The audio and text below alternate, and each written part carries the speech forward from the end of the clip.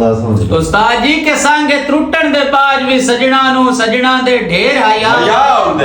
ते जेड़े वेंदे ने पिछलियां निबियां नु बंदे ही हो जे फैज दा नाम देन ते बख्तां दे मान ते सजन वंजाई ना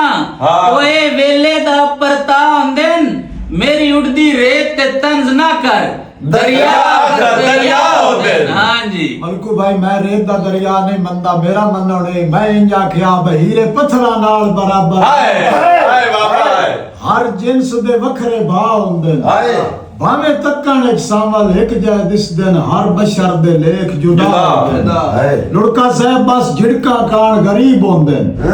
शाइयां करन दे कान ता शाह होंदे ओ सोक वंजन तबेले बण वेंदे पाणीओ बनदा दरिया चांस नहीं आए उस्ताद जी के दिला इश्क तो रह वंज बाच पौसे खट्टी कोई नो इश्क दी जात है ते जिंदगी दे अमन वीरान हो वेंदन सजना दी एक मुलाकात है ते आज बखत है सीधा करूड़ियां नु अल्लाह पाक दी इस कायनात सोना सस्ता है बलक बुखारे दा ओ मिट्टी मांगी है गुजरात जाके मलकू जदा इश्क दे मर्ज दा दारू कोई नहीं वद के लुकमा उस पत्थर मिजाज ते असर नहीं करदे खामोश जबान दे कर ले जिमें थाले सस्सी करदी रही ओए उस टूटदे खान दे तरले उंजे मैं भी सामल बहु कीते जिद्दी एक इंसान दे